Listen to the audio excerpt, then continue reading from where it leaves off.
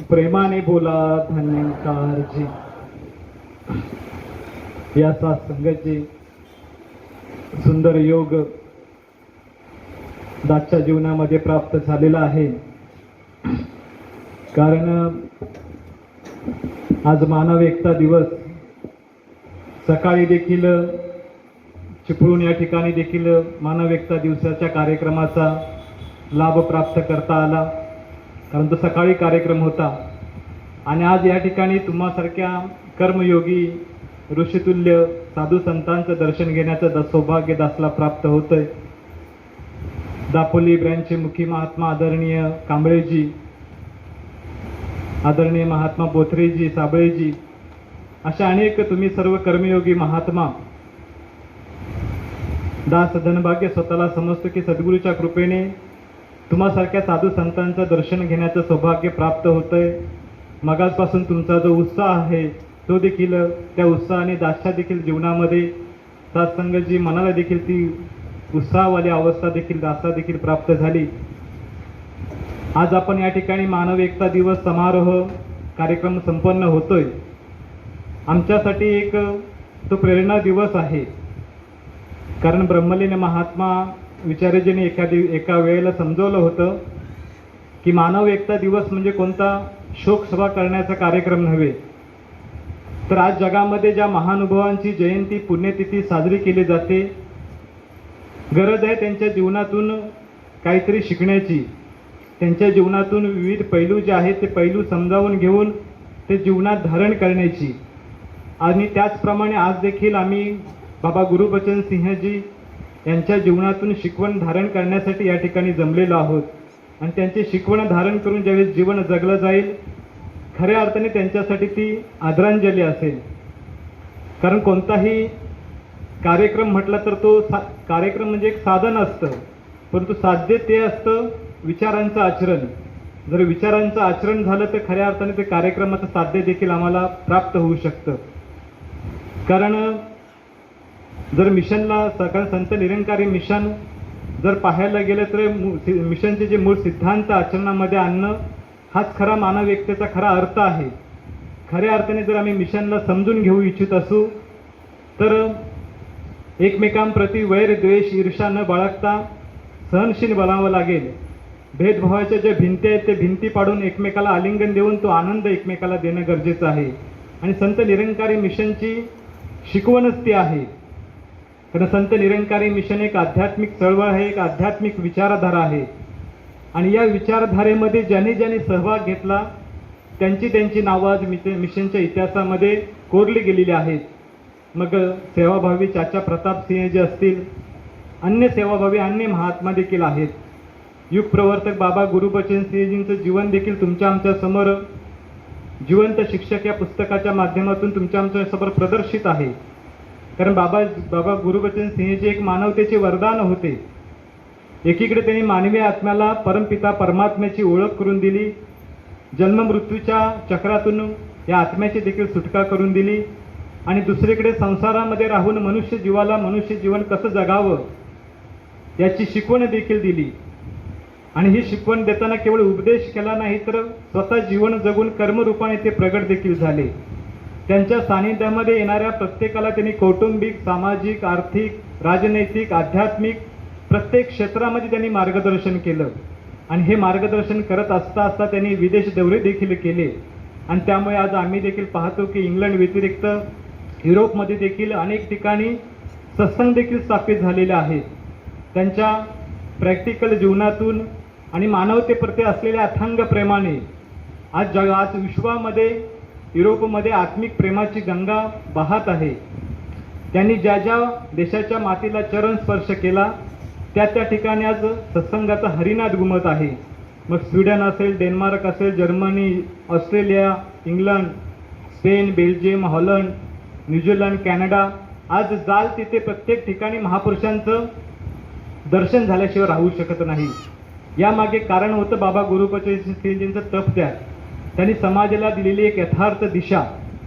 कारण आम्ही ते उदाहरण देखील वाचलं असेल, ऐकलं असेल की 17 सप्टेंबर 1969 रोजी ज्यावेळेस युगपुरुष शहेनशाह बाबा अवतार सिंहजींनी त्या नश्वर शरीराचा त्याग केला आणि त्यावेळेस काही प्रबंधक, संत, महात्मा, नातेवाईक यांनी अशी इच्छा व्यक्त केली की या पवित्र आणि अनमोल देहाचा जो 10 संस्कार आहे, अंतिम संस्कार आहे, तो चंदनाच्या लाकडाने केला जावा. त्यावेळेस बाबा गुरुबचन सिंहजींनी सर्वांच्या इच्छेचा मान राखत सर्वांना ती समज दिली की दास सर्वांच्या भावनेची, प्रेमाची कदर करतोय. तसं पाहायला गेलं तर बाबा अवतार सिंहजी दासचे वडील सुद्धा आहेत आणि गुरु सुद्धा होते. दासची देखील भावना तशीच आहे की त्यांचा अंतिम संस्कार आहे तो चंदनाच्या लाकडाने केला जावा. परंतु हा जो प्रसंग आहे, हा प्रसंगच असा आहे की आम्हाला या ठिकाणी ज्या आर्थिकदृष्ट्या मागासलेले जी जनता आहे त्यांना योग्य मार्गदर्शन करणं गरजेचं आहे. आणि म्हणून भावनात्मक परंपरांच्या पलीकडे जाऊन त्यांनी समाजाला एक यथार्थ दिशा दिली. त्यांनी सांगितलं की जर चंदनाच्या लाकडाने जर अंतिम संस्कार केला तर गरीब जनता आहे त्यांना देखील तशा प्रकारचं करावं लागेल. म्हणून दासची अशी इच्छा आहे की चंदनाच्या लाकडाने अंतिम संस्कार करण्याऐवजी विद्युत प्रवाही स्मशानघाटात केला जावा. कारण असं जर केलं तर गरीब जनतेच्या कुटुंबामध्ये जर एखादा असंग प्रसंग घडला तर त्यांना देखील अशा प्रकारचा अंतिम संस्कार करताना कोणत्याही प्रकारची लाज वाटू नये. आणि म्हणून बाबा गुरुबचन सिंहजींनी त्या अनमोल शरीराचा 10 संस्कार, अंतिम संस्कार होता तो विद्युत प्रवाही स्मशानघाटामध्ये केला. आणि त्याच दिवशी श्रद्धांजली सत्संग समारोह ठेवून 4थं, 11वं, 12वं, 13वं सर्व ज्या परंपरा, ज्या रूढी होत्या त्या रूढी देखील सत्संगाची मोडीत काढल्या. अशा प्रकारे बाबा गुरुबचन सिंहजी जीवन जगले ते मानवतेसाठी, समाजाला एक यथार्थ दिशा देण्यासाठी. त्यांनी आपल्या कर्मरूपाने ती शिकवण जगासमोर ठेवली. आणि म्हणून आदरणीय भूपेंद्र बेकलजी यांचे देखील ती ओळ आठवते दासला कि गुरु बचन एक मिशन था, जीने का अंदाज था, सिर्फ न था राजता, वो खुद एक इलाही राज था, वक्त का मालिक था साहिब, वक्त का आवाज था. या शास्त्री समयाचा तो आवाज होता, समयाचा गुरु होता. आणि अशा प्रकारे बाबा गुरुबचन सिंहजी जीवन जगले ते केवळ मानवतेसाठी आणि आपल्या प्राणांची आहुती दिली ती सुद्धा केवळ मानवतेसाठी. आणि म्हणून सत्संगाची साधू संत महात्मा तुम्हा आम्हाला ती गोष्ट समजवण्याचा प्रयत्न करतात की बाबा गुरुबचन सिंहजींनी आपली आहुती दिली ती मानवतेसाठी. आणि म्हणून या शब्दांचा जो उच्चार करताना आम्ही देखील कदापि हत्या हा शब्द उच्चारण न करता त्यासाठी बलिदान शब्द वापरणं गरजेचं आहे. कारण सत्संगाची पाहायला गेलं तर सरहद्दीवरती एखाद्या शत्रू पक्षाच्या गोळ्याच्या निशाणाला बळी पडलेल्या एखाद्या सैनिकाची हत्या झाली तर आम्ही हत्या झाली असा शब्दप्रयोग करत नाही, तर जाणीवपूर्वक त्या ठिकाणी आम्ही असा उच्चार करतो की त्यांनी देशासाठी बलिदान दिलं. आणि इथे तर केवळ मानवतेसाठी बाबा गुरुबचन सिंहजींनी आपल्या प्राणांची आहुती दिली होती. आणि त्यामुळे ही वास्तववादी कितीही घटना जरी असली तरी 24 एप्रिल 1980 रोजी युगप्रवर्तक बाबा गुरुबचन सिंहजी यांनी मानवतेसाठी आपल्या प्राणाचं बलिदान दिलं होतं. आणि म्हणून सत्संगाचे पाहायला गेलं तर मिशनच्या विरोधकांनी ही घटना कितीही चोरून लपून केली असेल, डाव साधला असेल किंवा संधी साधली असेल, परंतु मिशनच्या इतिहासामध्ये ही देखील गोष्ट नमूद केलेली पाहायला मिळते की ही घटना घडून यावी 24 एप्रिलची, यासाठी त्या व्यक्तीने देखील अप्रत्यक्षपणे बाबाजींच्या बाबा गुरुबचन सिंहजीच्या चरणावरती येऊन प्रार्थना केली होती, विनंती केली होती. आणि मग भक्तवत्सल सद्गुरूने त्या शरणार्थीची इच्छा पूर्ण करण्यासाठी तसं वरदान दिलं. आणि वरदान दिल्यानंतरच ही सत्संगाची 24 एप्रिलची घटना घडून आली. तत्पूर्वी विरोधकांनी कितीतरी प्रयत्न केले परंतु त्यांच्या प्रयत्नाला कदापि यश आलं नव्हतं. या सत्संगाची दुसरी गोष्ट जर पाहायला गेलं दुसऱ्या गोष्टी बाजूने तर तात्विक दृष्ट्या जर आम्ही विचार केला तर सद्गुरूच्या बाबतीत हत्या हा शब्दप्रयोग कितपत योग्य ठरतो. कारण सत्संगी ब्रह्मज्ञानी महापुरुषांच्या मते 3 लोक 9 खंड में गुरु से बडा न कोई, करता करे न कर सके गुरु करेस होय. सर्व ब्रह्मांडामध्ये गुरु सर्वश्रेष्ठ शक्ती आहे. मग या शक्तीचा नाश कोण करू शकतो का? कारण आम्हीच प्रवचनातून विचारातून सांगत असतो की सद्गुरू हे शरीराचं नाव नव्हे तर एका प्रचंड शक्तीचं नाव आहे, ज्या शक्तीचा अद्याप कोणाला ठाव देखील लागलेला नाही. आणि वैज्ञानिक दृष्टिकोनातून जर पाहायचं झालं तर विज्ञानाने देखील या गोष्टीला सप्रमाण सिद्ध केलंय की energy neither be create nor be destroy but it can be convert one from into अनादर फ्रॉम. शक्ती कधीही नष्ट होत नाही, ती एका स्वरूपामधून दुसऱ्या स्वरूपामध्ये परावर्तित होत असते. आणि सद्गुरू तर एक सर्वश्रेष्ठ शक्ती आहे, ती शक्ती कदापि नष्ट होऊ शकत नाही. ती एका स्वरूपामधून दुसऱ्या स्वरूपामध्ये परावर्तित होते, ती देखील स्वतःच्या इच्छेनुसार. आणि त्यामुळे साधू संत महात्मा तुम्हा मला ती गोष्ट समजवतात की ही हत्या नव्हे तर मानवतेसाठी दिलेलं त्यांनी एक या सत्संगाचे ते एक बलिदान होतं. आणि सत्संगाची ज्यावेळेस दुर्गकांडची घटना घडली त्यावेळेस राजमातांनी देखील बाबा गुरुबचनजींना समजावं लागल्या की आता तुम्हाला जास्त पहारा दिला पाहिजे, तुम्हाला जास्त सुरक्षा दिली पाहिजे. तेव्हा बाबा गुरुबचनजींनी समजावलं होतं की दातारला जर शरीर प्राण घ्यायचं असेल तर केळ्याच्या सालीवरून पाय घसरून सुद्धा घेऊ शकतो. आपण तर परमात्म्याचं ज्ञान वाटतोय, परमात्म्याचं कार्य करतोय, यामध्ये घाबरायचं ही काही बघतोवाली बात नाही. संसारामध्ये पाहायला गेलं राज्यासाठी नेत्यासाठी लोक आपला प्राण धोक्यात घालतात, प्रसंगी काठ्यांचे मार देखील खातात, कधी कधी प्राण देखील जातो. आपण त्या परमात्म्याचं ज्ञान वाटतोय, यामध्ये काही घाबरायची गोष्ट नाही. सच्चाई आणि झूट यांचा मुकाबला सदैव चालूच असतो. जगाने कितीही यत्न केले तर यामध्ये कदाही सच्चाईची जी हार आहे ती कदापि होऊ शकत नाही. त्यामुळे आम्ही आमचं कधी हृदय छोटं करायचं नाही, तर दातारचा सहारा घेत पुढे पुढे जात राहायचं आहे. आपल्याला तन मन धन ईश्वराकडून प्राप्त झालंय, अर्पण पण त्या भावनेने करायचं आहे. दातारने कुठल्या पण शरीरातून कार्य करून घेऊ दे, त्याची मर्जी आहे. ज्या शरीरापासून जर कार्य करून घेऊ इच्छित नसेल तर हेच कार्य अन्य शरीरे करू शकतील. अशा प्रकारची समज सत्संगातला बाबा गुरुबचन सिंहजी देत होते.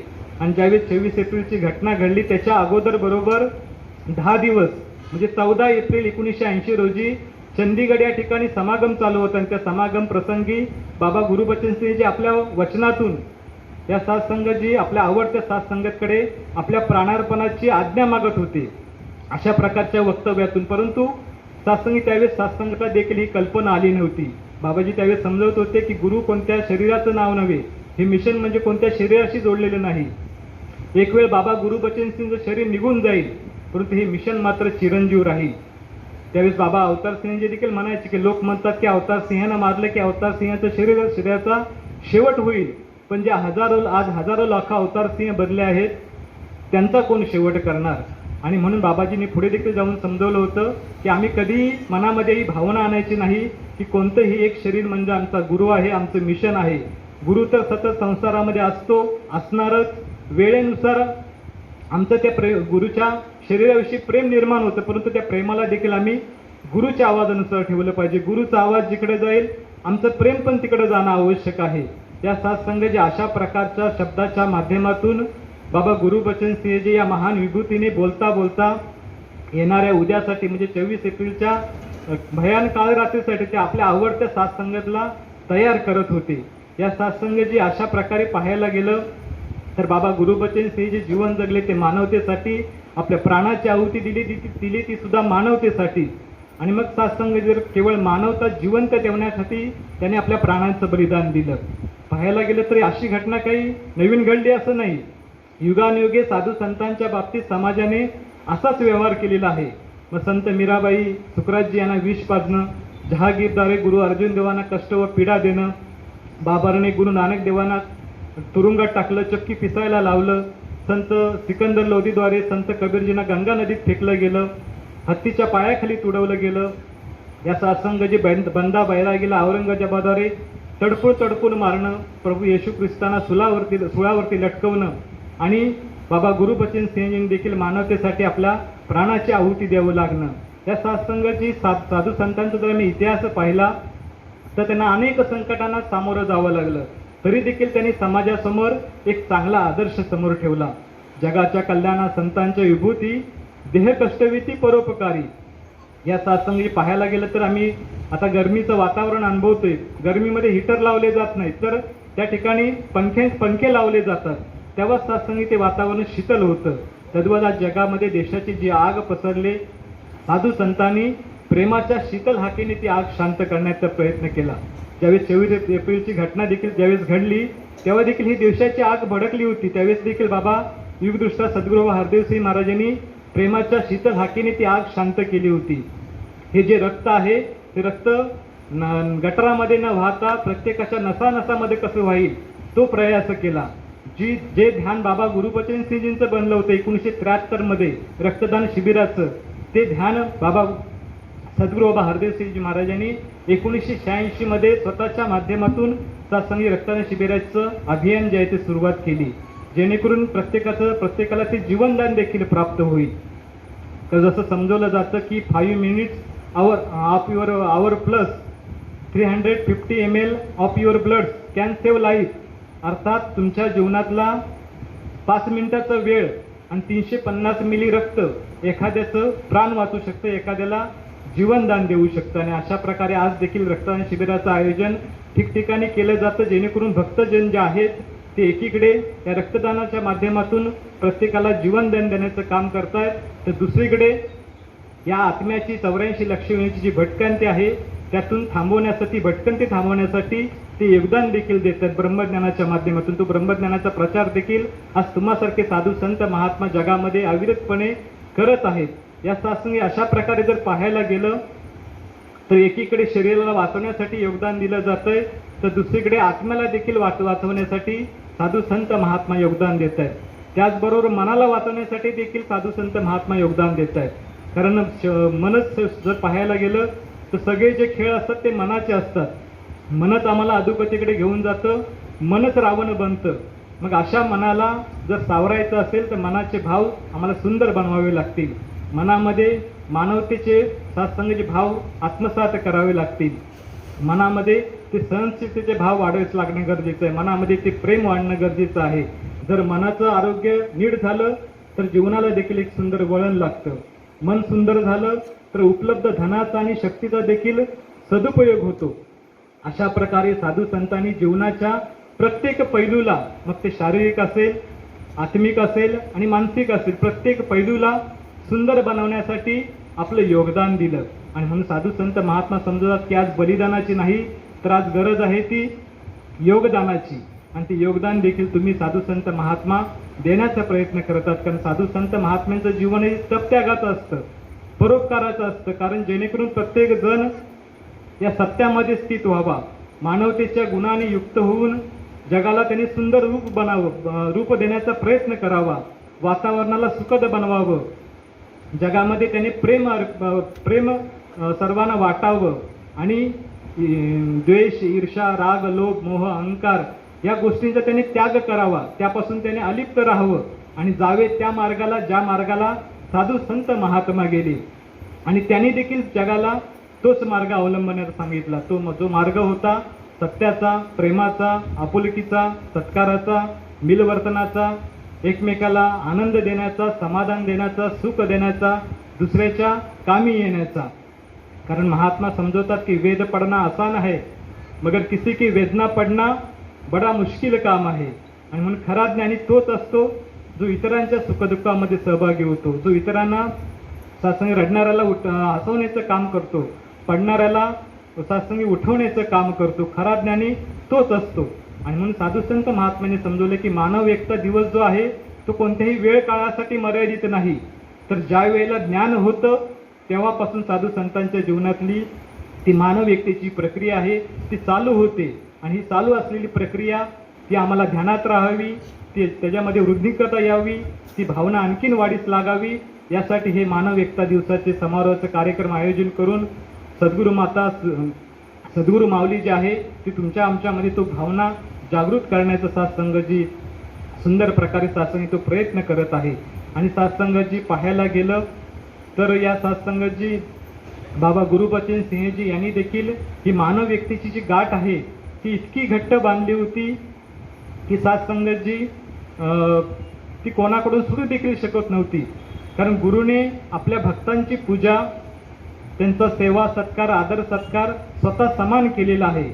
आणि असं उदाहरण निरंकारी मिशनशिवाय वर्तमान समाजाला जगाच्या पाठीवरती कुठंच आम्हाला पाहायला मिळत नाही.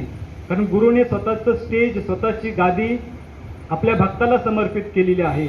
भक्ताला बसण्याचा या ठिकाणी अधिकार दिलेला आहे. त्यांचा पूजा करण्याचा, नमस्कार करण्याचा हक्क जो आहे तो गुरुने सत्संगाच्या आपल्या भक्ताला प्रदान केलेला आहे.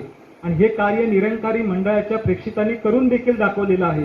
त्यांनी गुरु सिख पूजदा या सिद्धांताची देखील पुनरावृत्ती केलेली आहे. आणि त्यामुळे सत्संग हे अटळ सत्य आहे, ते दूरदूरवरती देखील पसरू शकेल. आणि दैवी महापुरुषांचं जे बंधुत्व आहे ते एक उदाहरण देखील जगासमोर सत्संगात प्रगट आहे.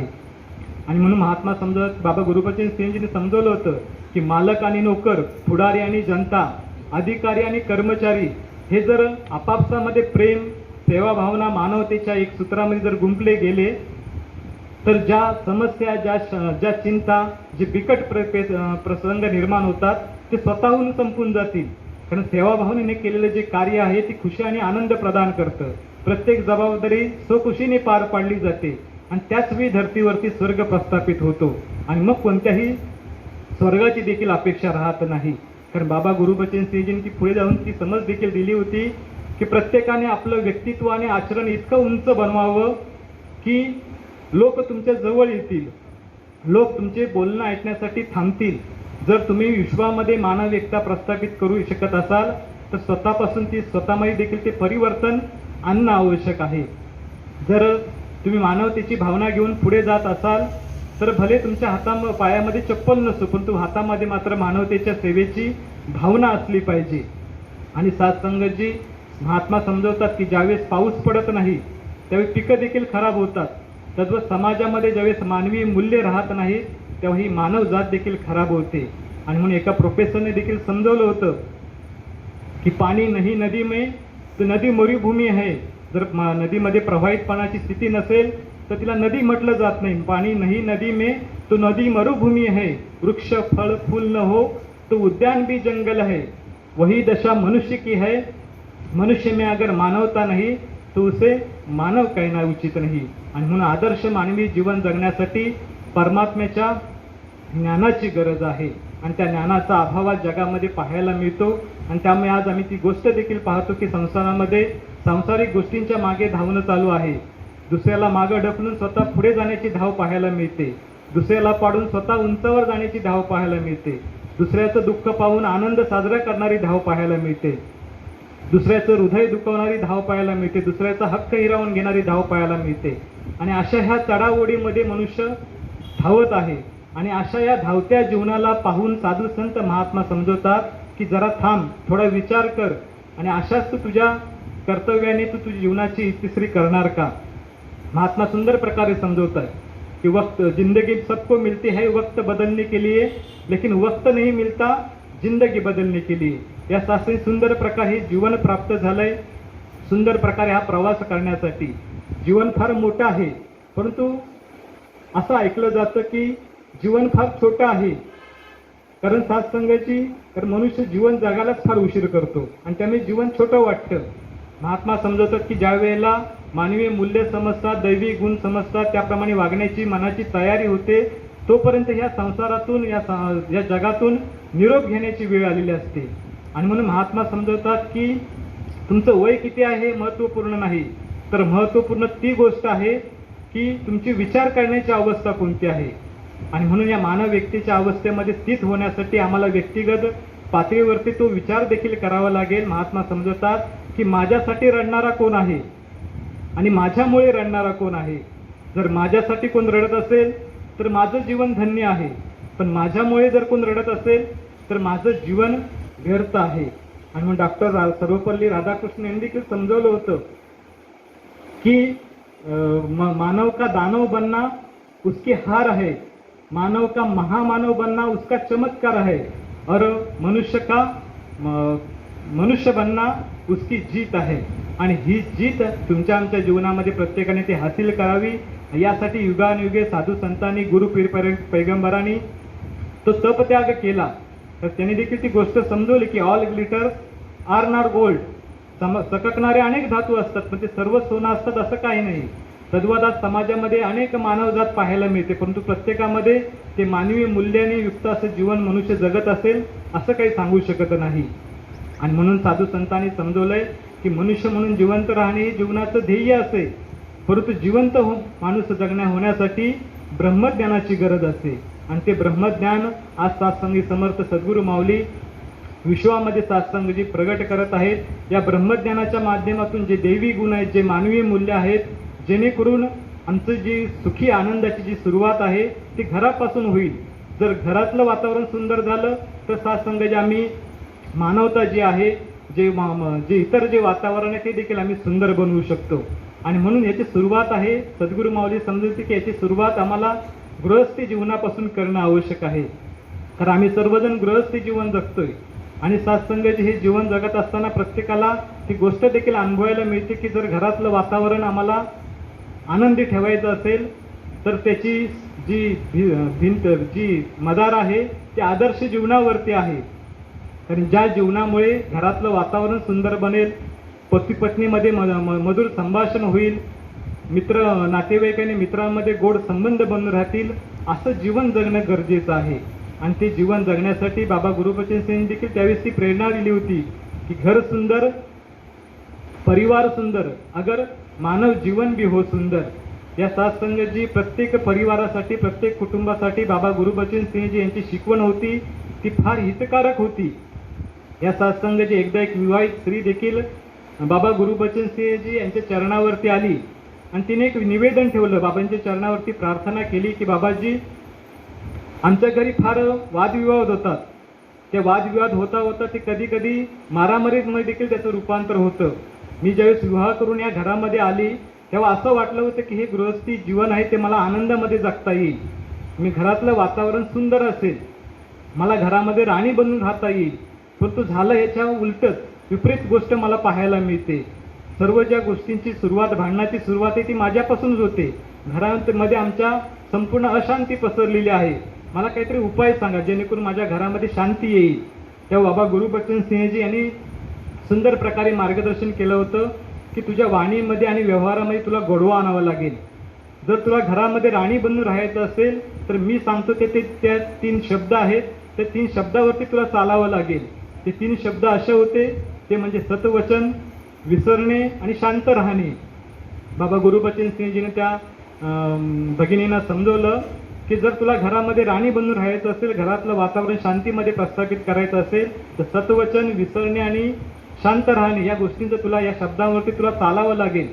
जर घरातला कोणताही सदस्य, सासू किंवा पती जर त्याने तुम्हाला कोणतं काम सांगितलं तर तुझ्या मुखातून उत्तर आलं पाहिजे की सत्वचन, हा जी मी करते. आणि जर ते कार्य तुझ्याकडून पूर्ण झालं नाही, काम पूर्ण झालं नाही, आणि जर तुला विचारलं गेलं की का नाही झालं, तर मात्र तू बोलायचं मी विसरले, क्षमा करा, मी आता करते. आणि यदा कदाचित जर तुझ्या पुढे घरातलं कोणत्याही सदस्याने जर तुझ्या समोर उंच स्वरामध्ये आवाज चढवला तर तुला मात्र शांत राहायचं आहे. आणि या 3 शब्दांचं जर तू पालन करशील तर तुझं घरातलं जे वातावरण आहे ते स्वर्गमय बनून जाईल. आणि झालं देखील तसंच. तिने त्या शब्दांचं पालन देखील केलं. घरातलं वातावरण आपोआप स्वर्गामध्ये रूपांतरित होऊ लागलं. बाबाजींना पुढे जाऊन ती गोष्ट समजवायची होती की घरातील प्रत्येक सदस्याने जर या 3 गोष्टीवरती चालण्याचा प्रयत्न केला तर घरातलं जे वातावरण आहे ते अशांतीवरून शांतीत बदलायला वेळ लागणार नाही. निरंकारी राजमाताजी देखील समजवायच्या की एखाद्या सासूने जर आपल्या सुनेला जर आपल्या मुलीसारखं प्रेम दिलं आणि एका मुलीने जर आपल्या सासूला आपल्या आईसारखा सत्कार दिला तर गृहस्थामधली जी सारी सुख आहे ती त्यांना मिळण्याशिवाय राहणार नाही. आणि म्हणून सत्संग ज्या जगामध्ये देखील पाहतो की जगामधलं जे वातावरण आहे, प्रत्येकाने जर जगातल्या प्रत्येक व्यक्तीने जर आपलं कर्तव्य समजून सत्संगी जर ते पार पाडलं तर जगामध्ये देखील भांडण तंटा कदापि निर्माण होऊ शकत नाही. आणि सत्संग ही मानवीयतेने युक्त असं जीवन जगण्याची जी कला आहे त्या सत्संग निरंकारी मिशनमधून तुम्हाला ती पाहायला मिळते. कारण जगामध्ये आज वैर, द्वेष, निंदा, नफरत सर्वत्र पाहायला मिळतं. परंतु निरंकारी मिशनचं ते ध्येय आहे की सत्संग ब्रह्मज्ञानाच्या प्रेमाच्या धाग्याच्या माध्यमातून सर्व मानव मात्राला एकत्र करण्याचा सत्संगाची मिशनचा प्रयास चालू आहे. प्रत्येकामध्ये ती प्रेमाची भाषा, प्रेमाचं वर्तन दिसून यावं. या सत्संगी प्रत्येकाच्या वाणीमध्ये तो गोडवा यावा, नम्रतेची वाणी यावी. प्रत्येकामध्ये असं प्रेम निर्माण व्हावं की घरातलं वातावरण सुंदर बनेल. घरातलं वातावरण सुंदर बनलं तर शेजारी देखील सुखी होईल. शेजारी सुखी झाला तर गाव सुखी होईल. गाव सुखी झालं तर देश सुखी होईल, जग सुखी होईल. आणि सत्संग हे केवळ एका नम्रतेच्या, प्रेमाच्या शब्दाने घडून येणार आहे. आणि सत्संग अशी सुंदर शिकवण सत्संगाची युगानुयुगे साधू संतांनी, गुरुपीर पैगंबरांनी मनुष्य मात्राला देण्याचा प्रयत्न केला. युगदृष्टा सद्गुरू बाबा हरदेवसिंग महाराजांनी यांनी देखील ती गोष्ट आम्हाला सुंदर प्रकारे समजवली होती की कोणत्याही गोष्टीचा मी ज्यावेळेस सहजपणे स्वीकार करतो त्या गोष्टीचा आम्हाला सहजपणे आनंद देखील प्राप्त होतो. बाबाजीने एका वेळेला समजवलं होतं की भारतामध्ये 30 भाषा, 2000 बोलीभाषा, 29 राज्यांनी 7 केंद्रशासित प्रदेश आहेत. या सत्संगी ज्यांची संस्कृती, खानपान, राहणीमान, वेशभूषा एकमेकांशी जुळत देखील नाही, तरी देखील सर्वजण भारत देशामध्ये गुण्या गोविंदाने रांगतात. म्हणजेच पाहायला गेलं तर विविधतेमध्येच एकता आहे. परंतु एकतेचं हे सूत्र जे आहे, एकता जर आम्हाला प्रस्थापित करायचे असेल तर ते प्रस्थापित करण्याची गुरुकिल्ली आहे ती म्हणजे सहज स्वीकार. एखाद्या गोष्टीचा आम्ही ज्यावेळेस सहजपणे स्वीकार करतो ती सत्संग जी गोष्टीचा आम्हाला आनंद देखील प्राप्त होतो, सुख देखील प्राप्त होतं, शांती देखील प्राप्त होते. जसं बागेमध्ये आम्ही पाहतो की गुलाबाचं फूल असतं, ते गुलाबाचं फूल ट्युलिपच्या फुलाला असं नाही म्हणत की तू माझ्यापेक्षा रंगरूपाने वेगळा आहेस, त्यामुळे तुझं अस्तित्व इथे काहीच नाही असं गुलाबाचं फूल म्हणत नाही. कारण गुलाबाच्या फुलाला ती गोष्ट ठाऊक आहे की बागेचे जे सौंदर्य आहे ते विविध रंगामध्ये आहे, विविध सुगंधामध्ये दडलेलं आहे. त्यामुळे बागेमध्ये जर विविध प्रकारची जरी फुलं असली तर ते एकतेच्या सूत्रामध्ये बांधून त्या बागेला सुंदरता आणण्याचा प्रयत्न करतात. तद्वत आज जगामध्ये जर भिन्न जातीची जी रूपातली जी मानव जात आहे त्या मानव जातीला देखील ब्रह्मज्ञानाच्या एकतेच्या सूत्रामध्ये बांधून जर आज जगामध्ये विश्वबंधुत्व, शांती, प्रेम जर प्रस्थापित कोणी करू शकत असेल तर केवळ आणि केवळ सद्गुरू माऊली. आणि म्हणून तुमचं आमचा थोर भाग्य आहे की तुम्हा आम्हाला अशी सद्गुरू माऊली प्राप्त झालेली आहेत युगानुयुगे की ज्याने आपलं संपूर्ण आयुष्य आणि ऊर्जा मानव मात्राला एकत्र आणण्यासाठी आणि मानव मात्रेतले जे मतभेद आहेत ते संपवण्यासाठी आपली त्यांनी ऊर्जा पणाला लावली. कारण जगामध्ये पाहायला गेलं तर विज्ञान आणि तंत्रज्ञानाच्या माध्यमातून हे जग आहे ते एक वैश्विक गाव बनत चाललेलं आहे, जिथे इंटरनेट आणि मोबाईलच्या माध्यमातून कदाचित शारीरिक अंतर आहेत ती कमी कमी होत चाललेली आहेत, परंतु ही जी मनामनातली जी अंतर आहेत ती कमी करण्याचं काम युगानुयुगे सत्संगजी गुरु पीर पैगंबरांनीच केलेलं आहे. आणि म्हणून खरोखर तुमचं आमचं थोर भाग्य आहे की अशा निरंकारी मिशनच्या व्यासपीठामध्ये या सत्संगजी ह्या दरबारामध्ये येऊन बसण्याची किंवा याच्यामध्ये सत्संगजी या छत्रछायेमध्ये राहण्याची सद्गुरू माऊलीचा कृपाआशीर्वाद प्राप्त करण्याची सुवर्ण संधी तुम्हा आम्हाला या मानवी जन्मामध्ये येऊन प्राप्त झालेली आहे. खरोखर तुमचं आमचं थोर भाग्य आहे. एक जीवनाचं सोनं करण्याची एक सुवर्ण संधी प्राप्त झालेली आहे. कारण शुभ चिंतावे, शुभ इच्छावे, वचनी शुभ बोलावे, शुभ कर्माच्या सामर्थ्याने करावे जीवनाचे सोन. हे जीवनाचं सोनं करण्यासाठी सुंदर असं व्यासपीठ तुम्हा मला प्राप्त झालेलं आहे. केवळ समर्थ सद्गुरू माऊलीची कृपा आहे. या शास्त्रीय ब्रह्मज्ञानाच्या विशाल वटवृक्षाखाली सुखाने आज आम्ही श्वास घेतोय. कारण पाहायला गेलं तर हा सुखाचा श्वास घेण्यासाठी बाबा बुटासिंहजी महाराजांनी सत्संगजी याची सुरुवात केली. त्यानंतर युग पुरुष शहंशाह बाबा अवतार सिंहजी, युग प्रवर्तक बाबा गुरुबचन सिंहजी, युगदृष्टा सद्गुरू बाबा हरदेव सिंहजी, युग निर्माता सद्गुरू माता सुदीक्षा सविंदरजी, या सत्संगजी सत्संगजी गुरु पीर पैगंबराने सत्संगजी आपल्या तपत्यागाने बलिदानाने हा ब्रह्मज्ञानाचा वटवृक्ष आहे तो अधिक मजबूत केलेला आहे. आणि या वटवृक्षाखाली बसून सुखाचा श्वास घेण्याची सुवर्ण संधी तुम्हा मला प्राप्त झालेली आहे. तर या बाबा गुरुबचन सिंहजीचे बलिदान आहे, त्या बलिदानाची जाणीव आणि गुरुचं फळ ठेवलं तरच खऱ्या अर्थाने बाबा गुरुबचन सिंहजींचे स्वप्न होतं ते खऱ्या अर्थाने साकार होणार आहे. तर या दास देखील आपल्याचं हे अरदास करेल. वेळेने देखील आपली मर्यादा गाठलेली आहे. दास देखील सद्गुरू माऊलीचं हे अरदास करतो की सद्गुरू माऊलीच्या कृपेने तुम्ही देखील साधू संत महात्मा या सत्संगची मानव एकता दिवस समारोह संपन्न होतोय, परंतु तुम्ही महात्मा सदैव महात्मा नियमितपणे जे स्वतःचं वैयक्तिक जीवन जगत असता त्या मानवीय गुणाने युक्त होऊन ते कर्मरूपाने आपलं तुम्ही जसं जीवन सजवण्याचा प्रयत्न करत आहात. दासला देखील ती शक्ती प्रदान करा, सुबुद्धी प्रदान करा, जेणेकरून सद्गुरू माऊलीला जे अभिप्रेत जीवन आहे त्या कर्माने युक्त असं जीवन देखील जगता येईल, जेणेकरून खऱ्या अर्थाने मानव एकता दिवस कोणत्याही वेळ काळासाठी मर्यादित राहणार नाही. तर आमच्या ह्या जीवनातली जी अखंडतीपणा आहे तो सत्संग तो प्रयास आहे तो सदैव चालू राहील. यासाठी सद्गुरू माऊलीचरणी दास प्रार्थना करत आहे. सत्संगजी प्रेमाने बोला. धन्यवाद.